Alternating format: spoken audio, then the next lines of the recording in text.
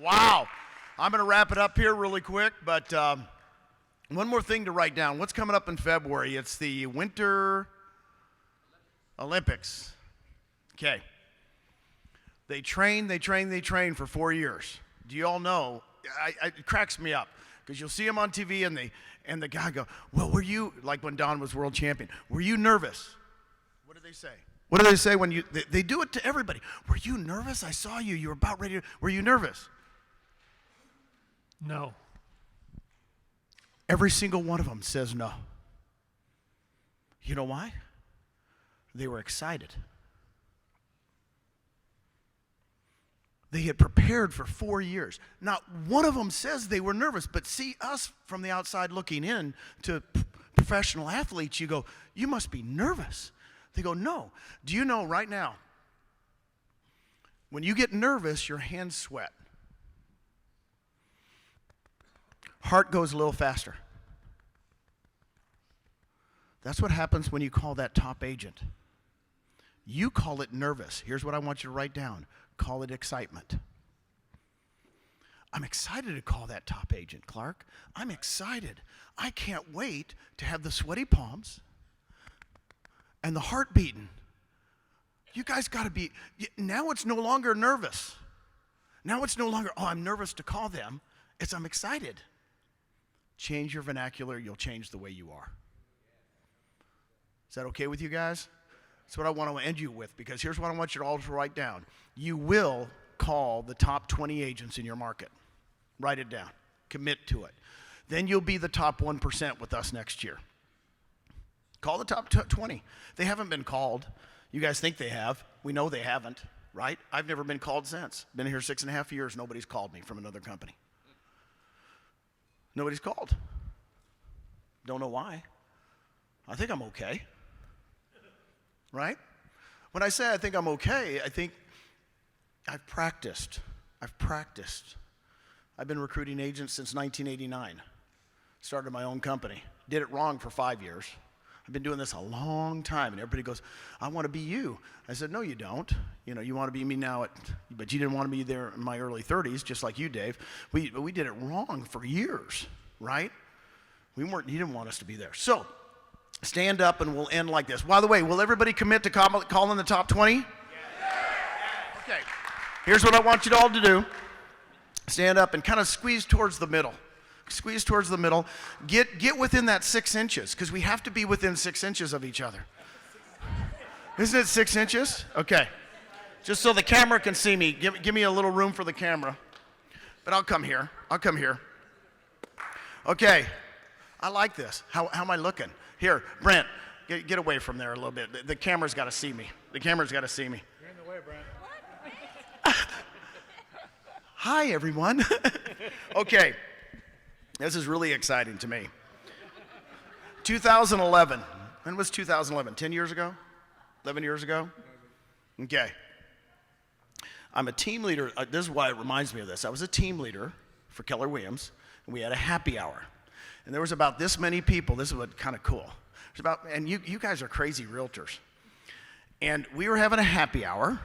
Right next to us, right over there, was Dell Computer. You guys know Dell Computer? Do you guys know Michael Dell? 25th richest person on earth. So here comes Michael Dell. True story. And he's got to get to his car over here. And he's going through you guys. And what do you guys do? You guys grab him. Mary Ann just grabs him. I mean, I'm just telling you. She, oh, Michael. Oh, my God. Elton goes, oh, Michael, my son works for you. I swear to God, the guy took 20 minutes to get through us, right? True story. Gets over here, and he gets into his limousine. It's a Maybach. You guys know what a Maybach is? Mercedes? Yeah, you probably know Clark. You probably have 2 of them. Clark probably has 2. So his driver opens up the back door. Michael Dell gets in. They drive off. And what do you guys say? I was in the middle of all of you.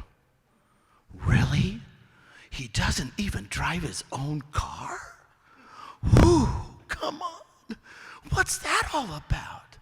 And they started hammering him. I'm serious. It was pretty brutal. This is 11 years ago. And I got you all together like this. And I said, let me tell you, what does that cost him, the $500,000 car and the driver? They said, what do you mean? I said, what's it cost him? A nickel. A nickel a day. A nickel a day. And I looked at all of you and I said, would you have it for a nickel a day? And what'd you say? Yes. I said, don't begrudge anybody their nickel. Don't begrudge anybody their nickel. Don't spend other people's money. That's a Lou Ronayne. Don't spend other people's money. That dude gave $30 million to set up a cancer research. I mean, this guy's giving away so much money. I know, because I used to live in Austin. I saw him giving away money for everything. So here's the thing. This is 11 years ago. My vision board has been filled with yachts. Now, I got news for you. It has to be a nickel to me because I have 5 kids and one really honorary one sitting next to me right here, Nicole. That if I spent all the money on a yacht, it wouldn't be good. But if it cost me a nickel, Clark, should I get it? So when it became a nickel, go ahead and turn it on, see what's happening.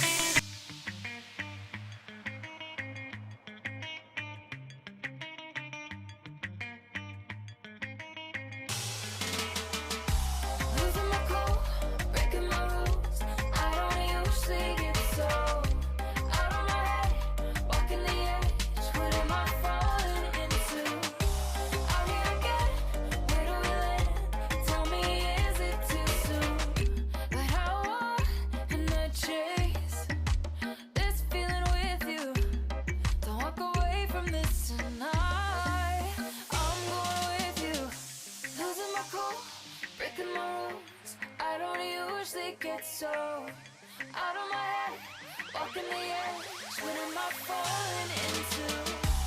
Losing my cool, breaking my rules.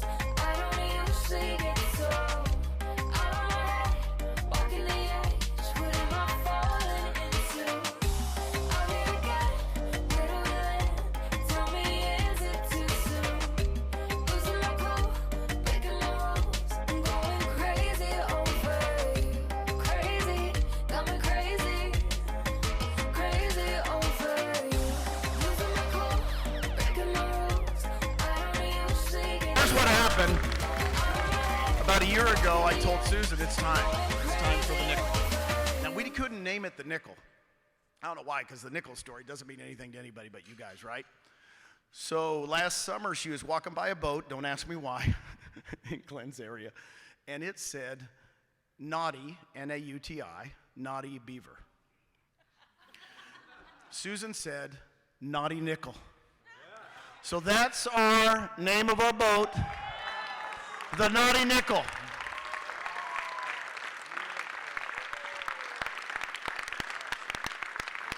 So here's what I'm going to tell all of you. When it's a nickel and you can afford it, go get it.